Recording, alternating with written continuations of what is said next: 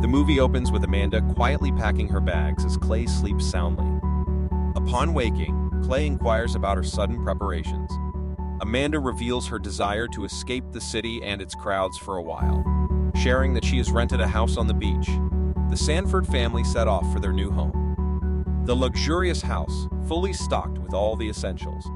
The kids wasted no time enjoying the swimming pool, and Clay experienced a sense of relief as he witnessed their happiness. But they discover the alcohol cabinet is locked. While the family settles in, Amanda, the mother, heads to town for groceries. At the grocery store, she observes Danny loading his truck with a substantial amount of supplies. Later, the family enjoys a day at the beach, where Rose, the daughter, spots a massive ship sailing in the distance. As the ship approaches the beach, panic ensues, but fortunately, no one is harmed, and the beach is closed for the day. Returning home, the family realizes the Wi-Fi is down, and there's no phone or television service. They also notice deer in the backyard, which they interpret as a positive sign. In the evening, Amanda hears a noise outside, and the family is surprised when George and his daughter Ruth, the actual owners of the house, knock on their door. George and Ruth know the Sanfords' names and explain they had a power blackout on their way back from the symphony. With no phones and George having a bad knee, they sought refuge in the Sanfords' rented house for the night. Amanda strongly opposes the idea of George and Ruth staying, expressing distrust. In an attempt to ease her concerns, George offers a 50% refund and suggests they sleep in the basement guest room. To prove his identity, he opens the locked alcohol cabinet, revealing an envelope containing $1,000 as compensation. Unseen by others, there's also a gun in the cabinet. Amanda remains suspicious, suggesting George could be the housekeeper with access to the keys. Clay intervenes, urging Amanda to give them a chance. George shares the house's history, mentioning Danny as his contractor and explaining his wife's absence due to business travel. Amanda demands ID, but George claims to have left his wallet at the theater during the blackout chaos. As tension rises, an alarm rings when Ruth turns on the television, revealing a national emergency. Faced with the unfolding crisis, Amanda reluctantly allows George and Ruth to stay in the house. In the basement, it becomes clear that George had prior knowledge, having been warned by a client. The next morning, Amanda discovers alarming messages on her phone regarding the blackout and potential hacker involvement. However, the messages mysteriously vanish before she can show them to Clay, raising further concerns about the unfolding situation. Clay, attempting to gather information about the situation, decides to drive to town to get a newspaper. However, he soon realizes the GPS is not working and he gets lost. While checking his phone for a signal, he misses a brief activation of the car radio where a reporter mentions a cyberattack causing environmental disasters in the South. As Clay continues driving, he encounters a woman by the road who seems distressed and speaks only Spanish. Despite her apparent need for help, Clay, feeling uneasy, decides to ignore her and drives on. Soon after, he notices a drone with red smoke, initially thinking it's a threat, but realizes it's distributing red leaflets. Meanwhile, George, armed with a gun, goes to visit the neighbors to check on the situation.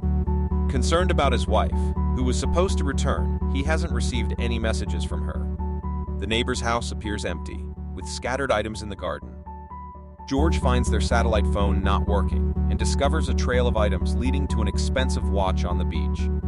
As the events unfold, George discovers a crashed plane and a pilot's body on the beach. Hearing another plane approaching, he narrowly escapes before it crashes nearby. Meanwhile, Rose and Archie explore the forest, finding an old shed. Archie playfully teases Rose about someone watching her sleep, causing her to accidentally hit her head. On their way back, Archie is bitten by a bug, and Rose observes unusual behavior in wildlife. When George returns, he shares his observations about the market and the beach with Amanda. Their conversation is interrupted by explosions and a loud screeching noise that causes intense pain and cracks the windows. Amanda rushes into the woods to find her children, but the noise becomes unbearable, forcing her to drop to her knees. Fortunately, the noise subsides, and everyone returns to the house. Amanda recalls Danny's odd behavior in buying excess supplies, suspecting he might have known something. Clay returns, showing them a leaflet written in Persian that reads "Death to America." The mysterious events and the ominous leaflet add to the growing sense of unease and confusion among the characters. Terrified, Amanda and Clay decide to go to a relative's house in New Jersey, ignoring George's warnings. As they drive away, they keep hearing sirens, and eventually, they find the road blocked by a bunch of white cars. Amanda goes ahead to investigate and notices there are no people around. In fact, all these cars are the same self-driving model and brand new. Suddenly, more automatic cars appear behind them, so Amanda rushes back to her family and moves her vehicle just in time before the speeding cars crash into the ones blocking the road. The family goes away as they dodge more incoming cars, and in the distance, it can be seen that the mess goes all the way into the city. The Sanfords have no choice but to go back to the house, and George allows them to stay. As it starts to rain, Archie stays in his room to get naughty while looking at pictures he took of Ruth. But he starts feeling sick and decides to sleep instead. Ruth invites Clay to smoke with her, and Clay admits feeling bad for leaving the poor woman on the road. Suddenly, they hear a splashing noise and discover there are flamingos in the pool. Inside, Amanda and George share a drink, and George makes a confession. He came to this house because a powerful client who works for the Pentagon told him that an evil cabal runs the world. That client asked George to move around his money out of the blue and said that he was going away for a while, which made George realize that something was about to happen. Tired of all this depressing talk, George takes Amanda to the room with his music collection, and they dance for a while. They get too close and share a hug, so Amanda points out they are drunk and have spouses. George agrees not to do anything, but he also fears that his wife is probably dead. At that moment, the screeching sound begins ringing again, breaking all the lights and scaring the flamingos away. Now they have to use candles for light, and each family decides to share a bed for comfort. The next morning, they realize Rose is missing, and she may have taken one of the bikes. Suddenly, Archie wakes up with a fever and starts puking blood. When he checks his mouth, he's shocked to discover all his teeth are falling. Archie thinks it has to do with the bug bite, so George volunteers to take Clay and a puking Archie to see Danny and ask for medicine while Amanda and Ruth go into the woods to look for Rose. After lots of searching to no avail, Ruth and Amanda take a break at the shed, only to start arguing. Neither of them likes the other very much, and an argument ensues, but by sharing their worries, at least they manage to understand each other a little better. At that moment, they hear a strange noise indicating something moving outside. Amanda comes out and sees bike tracks, but when she is about to follow them, she hears a noise again and discovers Ruth surrounded by a herd of deer. With no hesitation, Amanda rushes to Ruth's side and starts yelling at the deer, prompting Ruth to do the same. The trick works, and the deer run away, so Amanda and Ruth hug each other for comfort. Meanwhile, the men arrive at Danny's place, but to their shock, Danny makes them step back and comes out with a weapon in hand. He explains the same noise happened in Cuba a few years ago and caused radiation, so that's probably what made Archie sick. He also knows that the Russians recalled their people from Washington, so he assumes they are at war. However, Danny doesn't care if George is an old friend and Clay is willing to pay. His priority is to help his own family, so he refuses to help them. If they want help, he thinks they should go to the neighbors, who are supposed to have a bunker. George refuses to leave without the medicine, so he takes out his gun, and an argument ensues as they aim at each other. Clay moves to get between them and admits he's a useless man, but he begs for the medicine as he gives a speech about him and Danny having one thing in common: they just want to protect their families. Danny finally agrees and gives them the medicine in exchange for money. While Archie has the medicine, Danny shares some more information. Clay responds by showing him the leaflet to prove it's the Iranians, but Danny has more intel.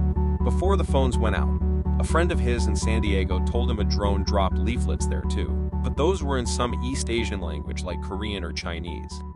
The friend is a veteran of Iraq, so he would have recognized it if it had been Persian. Danny's theory is that since the US has lots of enemies, they are teaming up to destroy the country. The guys return to the car, and George admits that Danny's information confirms a rumor he heard before. This is a three-stage maneuver used to destroy a country's government from the inside. First, they isolate citizens by disabling all their communication and transportation. This makes people scared, causing Stage 2, synchronized chaos. As it happened with Danny, people will start turning on each other to survive and won't trust any information outlets, which would be fed by hackers and things like the leaflets. Then Stage 3 will happen on its own. Citizens will end up planning a coup or a civil war, which collapses the country. Clay and George agree to stick together and take their families to the neighbor's bunker. In the woods, Amanda and Ruth keep searching for Rose, only to freeze when they see the skyline of Manhattan on fire as explosions and gunfire are heard all over the city. Meanwhile, it is revealed that Rose has been in the neighbor's house all along. She broke the front door to get in and is now enjoying lots of food, but she stops when she hears her mother calling out her name. Rose is about to leave, but then notices a light coming from the basement. So she follows it and finds the emergency bunker stocked with everything that a person could possibly need, including a gym and a greenhouse. There's also an emergency alert system, which suggests seeking shelter because the White House and major U.S. cities are under attack, causing radiation levels to rise near many population centers. Rose discovers there is a huge collection of DVDs that includes Friends, so she grabs the disc and finally gets to watch the last episode of her favorite show. Thank you for watching. Don't forget to like, share, and subscribe for more content like this.